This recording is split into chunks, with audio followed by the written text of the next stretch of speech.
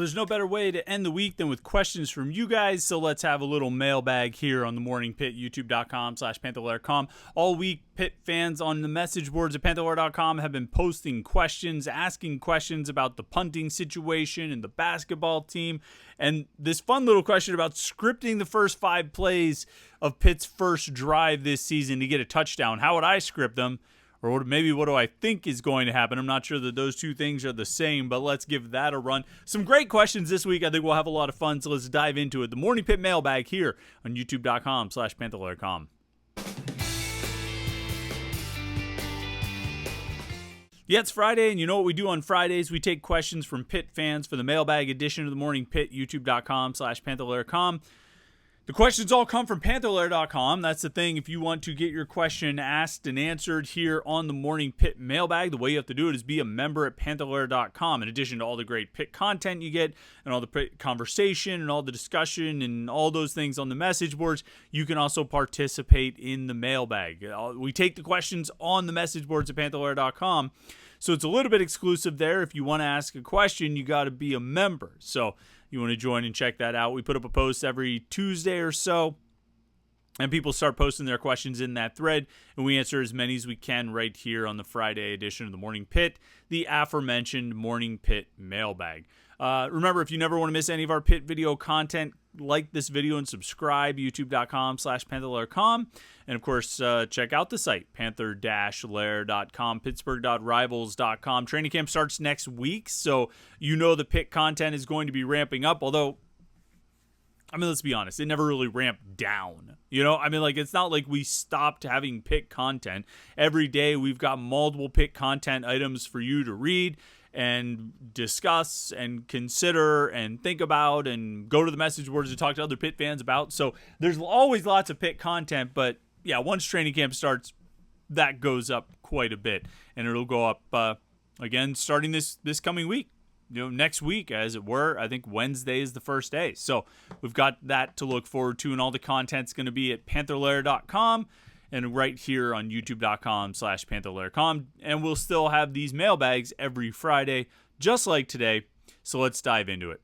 SV Pig 1 has the first question. Says, what has been the buzz around spring ball regarding punting? Is Caleb Junko not that good? He wasn't coached up well enough, or a combination? The punting was a liability last year at best. Yeah, the punting was bad last year. And it never really got better, and it's too bad that Jeff Yerk, the transfer from Elon, left the team after Caleb Junko won the job. I think if Yerk had stuck around, he probably would have gotten more opportunities and could have gotten on the field and potentially even won the job in the games, but he decided not to do that, so it really came down to Junko and Cam Guest from Bell Vernon.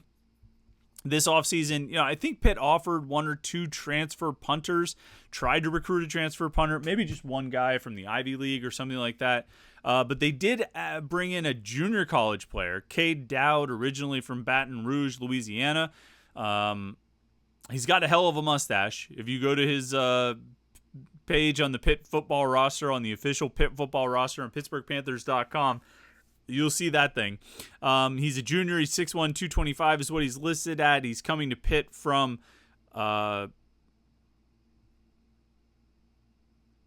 Coffeyville. Coffeyville Community College. And his high school was Flower Bluff. I was trying to read his bio and it didn't make any sense. But yeah, he went to Coffeyville, played there. I'm not even sure. 1 year, I guess, just the 2023 season. He's transferring in here. I don't know how good this kid is going to be, this Cade Dowd. He might be all right. When did he transfer? I had it open. He announced on May 31st. So, you know, late spring, enrolled over the summer, and, you know, he's part of the roster now. And so he's somebody, potentially could compete with Junko and Guest. They're all older players. It's not like Cade Dowd's coming in as a freshman and potentially, trying to compete for a starting job as a freshman. He's a junior. He's got junior eligibility. Punted at Coffeyville last year. I don't know what he did the year before out of high school. We don't have a whole lot of info. Maybe there'll come a time where we need a lot of information on Cade Dowd because maybe he wins the job or something like that. I think there's a wait-and-see approach there. But I think largely the hope is that Caleb Junko improves. I feel like he said last year that he doesn't work with a an individual private kicking coach, he probably should start doing that. And he probably should have started doing that a long time ago. And then we'll see what kind of impact Jacob Bernowski can have. Special teams coaches can impact a lot of things. They probably impact a lot of things that they don't get credit for and don't have as much impact on some things they do get credit for or get blamed for. I think they impact things like scheme, and execution, organization of the special teams units and how they execute a return or a coverage or a kick or a punt. They can get credit for operation times, and I think they can really drill that stuff and coach the guys up on operation times of how quick the snap gets back, how quick the ball is out, either on a punt or a kickoff or a placement, whatever it may be. And I think some of that stuff sometimes gets overlooked. Now, they also, I think probably, I think they don't have a whole lot to do with the actual kicker's mechanics or ability or leg strength or things like that. I think Andre Powell said it a long time that all these kickers will have their own private coaches who they go to work on the mechanics and go to work on sort of the specifics of kicking, whereas the special teams coach is not quite as involved in some of those things. And so, Jacob Bernowski coming in, what can he impact with Caleb Junko? I mean, maybe he can see something that helps Junko kick better.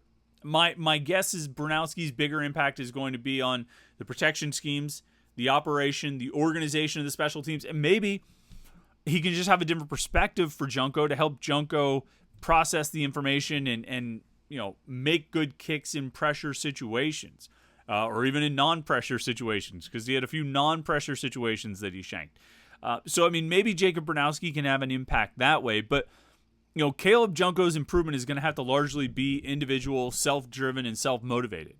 Or he needs to be replaced. If he doesn't get better than he was last year, they need to find somebody who is better. Whether that's Cam Guess or this Cade Dowd, it doesn't matter to me. They just have to find somebody better. And if the coaches believe that Junko's the best option, he better kick like he's the best option. What did I hear out of spring camp? Seemed fine. Seemed like he was doing a nice job. I think that was probably largely the case last summer too, and we saw how that went during the season. So this is a wait-and-see situation. We'll wait and see if Junko holds on to the job, and then we'll wait and see how Junko does in the job. Next question came from NG Standish. Says, a few weeks ago you talked about how certain incoming impact freshmen like Jasir Whittington might get the opportunity to redshirt. Question I've been thinking about: in the age of NIL and ease of transferring, does it even make sense to try to redshirt players who can contribute? If they're good, there's a good chance they'll be gone, but if they're not, they can be replaced through the transfer portal. I agree. I agree with what you're suggesting. I agree with the principle of what you're saying.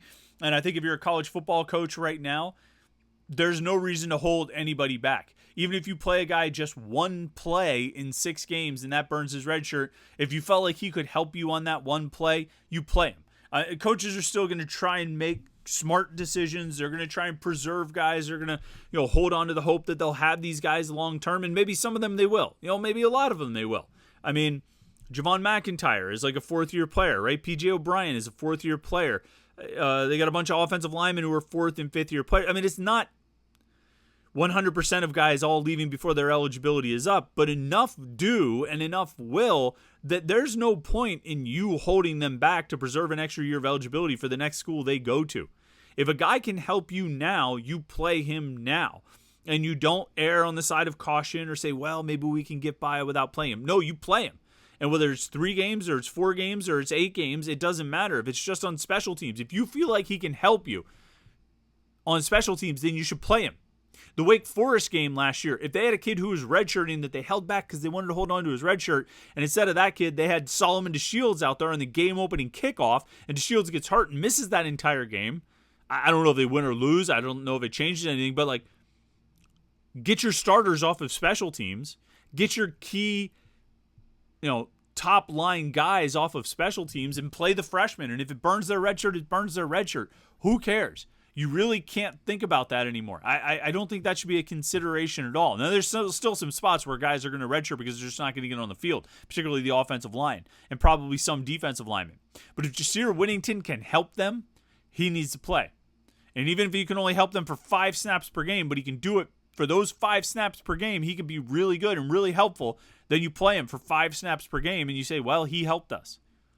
So, yeah, I agree. Like I say, I agree with the premise of your question. I agree with the principle of your question. Like, yes, play him.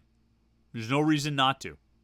And because you just can't, tomorrow has never been promised to anyone. It's especially not promised to anyone right now. Potter County native, I like this question. Script your first 5 plays in the Cade Bell offense that leads Pitt to its touchdown drive on the opening possession against Kent State. This is a fun question. So they're going to go for a touchdown, huh? Now, there's a few things in here as I think about what this drive will look like. Are they taking a kickoff? Did they get a touchback and they get the ball at the 25? Did they return it to the 32 or something like that? Was it a punt and they got the ball at the 34 or the 37 or somewhere around there? Let's say Pitt wins the toss and defers, okay? And they hold Kent State to a 3-and-out, and they get the ball around their 38.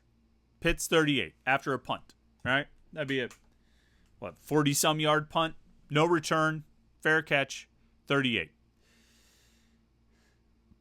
What's the first play out of Cade Bell's offense? Play action, shotgun, play action. Kenny Johnson's in the slot left, runs a post toward the middle of the field. They hit him there for 8 yards. All right, so now they're at the 46, and it's 2nd and 2.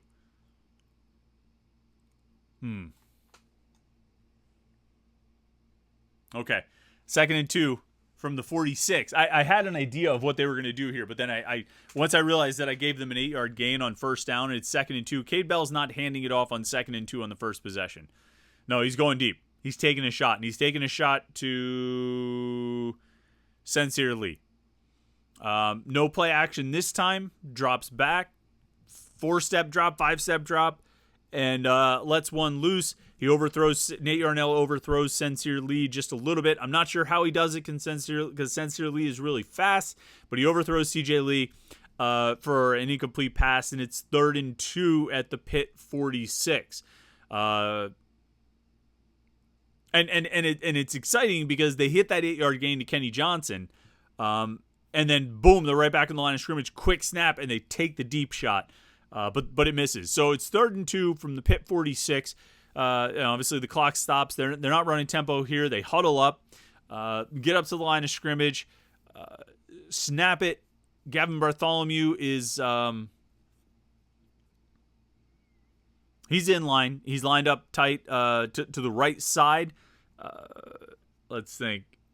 Yarnell drops back, rolls out to the right, throws to Bartholomew, and he picks up 12 yards. All right, so now they're at the Kent State 42. Now, I've used 3 plays. You only gave me 5 plays to work with for the touchdown. So they got the pass to Kenny Johnson, the play action, the deep shot to CJ Lee that doesn't hit, and then they get Gavin Bartholomew for 12 yards, gets him to the Kent State 42 and a fresh set of downs. But I only got 2 plays left to work with. So here they're going to hand it off. They're going to hand it off to Rodney Hammond, and he's actually going to pick up 6 yards.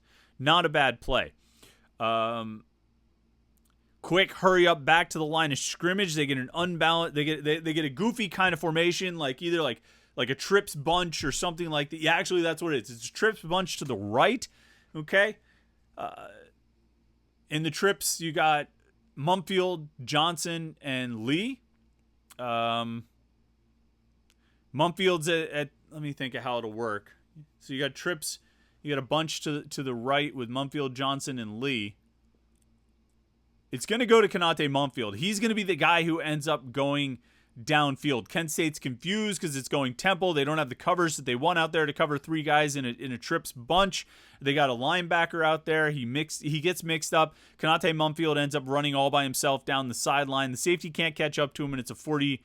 Wait, what did I say? Rodney Hammond had 6 yards on first down, so it was 2nd and 4 from the 36. It's a 36-yard touchdown pass. So you got an 8-yard pass to Kenny Johnson, incomplete to C.J. Lee, 12 yards to Gavin Bartholomew, 6-yard handoff to Rodney Hammond, and then a trips bunch out of tempo. Little bit of a pick play, maybe. Kent State gets confused. Kanate Mumfield's down the sideline for a 36-yard touchdown. Nate Yarnell starts the game 3 of 4 for 56 yards. All right, Rodney Hammond's got a carry for 6. There you go. That's your first drive of Pitt's first drive of the game. But again, that's with getting a punt at the 38. So if they take the opening kickoff, it's going to look like that. It'll be something, short of the sticks for Kenny Johnson. It'll be a deep shot off of tempo. It'll be Gavin Bartholomew picking up the first down. There'll be a handoff and then a confusion trips play. So even if they get the ball at like the 25 or the 30 or something, it's still going to be the same thing, and it's still going to have the same result. So there you go. There's your scripted touchdown. Write that one down, and we will talk again on August 31st. All right. Chief Justice Marshall says, are you catching a vibe around the basketball program that we haven't seen for over a decade, if not ever, where there's a true family and pride, like from former players and current players? They really seem to be into supporting each other and enjoying being relevant again. Am I the only one seeing this? Well, no, you're not the only one seeing this. We've been talking about culture and the locker room and the family and the togetherness of this team for the past 2 years. You might be just catching on, but we've been talking about this for 2 years. You go back to the year with Nellie Cummings and Blake Hinson's first year and Greg Elliott coming in and Jamarius Burton. You go back to some of the conversations we had at that time, which you may forget, some of the things Jeff Capel said, some of the things the players said. That the year prior, Femi Odekale's year with Mo Gee, Jamarius Burton tried to be a leader, but it was falling on deaf ears. Not necessarily with Mo Gee, but he would try and speak up, but just nobody was listening. And guys were still going off on their own and doing what they thought they should do for themselves rather than what they needed to do for the team. And so he just stopped trying to lead. You fast forward a year, you get a whole new crop of guys in. You get the twins, you get Federico, Blake, Nellie Cummings, Greg Elliott, Nike Sabandi's back for one last year, and Jamarius Burton tries again. And this time people are hearing him. This time his teammates are listening to him. And this time there is a culture in the locker room. And one of the biggest problems for Jeff Capel in his first 4 years was that the culture, was the locker room, was players not buying into what they needed to do to win as a team. And if there's anything Jeff Capel has stressed over the past 2 years, if you've watched his press conferences or listened to what he said or heard what we've said about what he said, because I know we've talked about this a ton, it's about team and what it means to be part of a team. And Jeff Capel, I think it was last year, went on a lengthy discussion about how all his life he's been part of teams, and it's one of the most important things he knows. It's there's family, which is the most important thing, and then there's team, and it's not far behind. And I think for as much as we always want to talk about Duke being McDonald's All-Americans and first round draft picks and lottery guys and one and done guys and all these individual accomplishments, those teams still won because they played as teams. Guys filled their roles. And even the teams that have the best players, still everybody on the team understands his role. Nike Sabandi might not have been happy about coming off the bench, but when Pitt really started clicking, he was understanding his role. And when he was playing at his best that year, it was when he was understanding his role. Ishmael Leggett understood his role and accepted his role last year. Now, he doesn't want to do it again, but I have a feeling that if Ishmael Leggett ends up coming off the bench again, he's going to play. He's going to do what is needed of him. And that, as much as anything, was the biggest change from the first 4 years to the last 2 years of the Jeff Capel era. That is what changed, was the culture. They had good players. They had good players through those 4 years. Xavier Johnson was a good player. Trey McGowan was a good player. Odise Toney was a good player. Justin Champagnie was a good player. John Hughey was a good player. There were good players. Jared Wilson-Frame was a good player. There were good players on that team. There was no reason those teams should have had the records they had, but they did because they were fractured in the locker room, because they had too many guys who were trying to do what was best for them rather than what was best for the team. And what changed in the last 2 years is that culture and that locker room aspect where guys were doing what was best for the team. And you might sit back and say, that's not what I'm asking about. I'm asking about this sense of like family, this brotherhood. One leads to the other in this case. Okay? Like that culture in that locker room is a family and is a brotherhood. And I don't think you can just fake that for a year and have it be real for a year and then it just doesn't matter after that. I think those guys, even though Nelly Cummings only played with those guys for 1 year, I think they have that connection. Even though, Blake Hinson only played with Bub Carrington and Jalen Lowe and Ishmael Leggett for 1 year, they have that connection. They have that family vibe. Is it new in Pitt basketball? I don't know. I think probably those teams in the 2000s had it. Those were very tight teams, very close teams. They fought with each other a lot in practice, but that was a product of how hard they practiced and how competitive their practices were. But I think they were a brotherhood and a family. And Jim made this point on the live show on Wednesday night that, the brotherhood is a big thing at Duke. That's a big thing, brotherhood. And I think Jeff Capel, and Jim said this, that Jeff Capel has been trying to establish that at Pitt.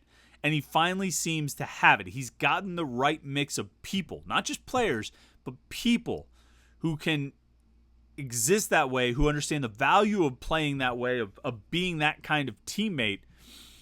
And to me, the biggest question from 2 years ago to last year was whether that could carry over. When you didn't have Jamarius Burton anymore, and you didn't have Nelly Cummings, you didn't have Nike Sabandi, you didn't have Greg Elliott. Like, could Blake Hinson and the Twins and Federico carry that culture over? Could they instill that culture with the newcomers, whether it was Lowe and Carrington and Marlon Barnes or the transfers Ishmael Leggett and Zach Austin? Would the culture survive that amount of personnel turnover and that transition? And it did, and it flourished. And when they fell on hard times, they lifted themselves up. They lifted each other up, and they lifted themselves up to bounce back and get the win at Duke and all the success they had over the final 2 months of the season, month and a half. And so, yeah, I think that's a big part of what's been built. I think it's a big part of what has been building over the last 2 years, and it's something we've talked about a ton. I think it's been a big talking point with this team, and it's a big reason for their success, in addition to having a Blake. When you have a Blake, you can do a lot of things. But yeah, I think that's a big part of it for sure. All right, great questions this week. I really appreciate it. I imagine we'll have great questions again next week once training camp gets started. But these were a lot of fun to answer. I appreciate everybody who contributed questions to the mailbag as always. Make sure you like this video and subscribe to our YouTube channel, youtube.com/Panther-Lair.com. The final Panther-Lair Morning Pitt Mailbag of the off season. I mean, if you consider training camp to be the start of the season, maybe you're going to wait until the games actually start. But I'm going to count it as the last mailbag of the offseason. It was a lot of fun. Thank you for participating and watching this video. Make sure you check out the website Panther-Lair.com, Pittsburgh.rivals.com. Thanks so much for tuning in today. I hope you have a great weekend. We'll be back with the first Monday morning pit of training camp, even though it doesn't start for 2 more days. We'll be getting you ready for training camp next week. Make sure you tune in right here, the Morning Pit, youtube.com/Panther-Lair.com.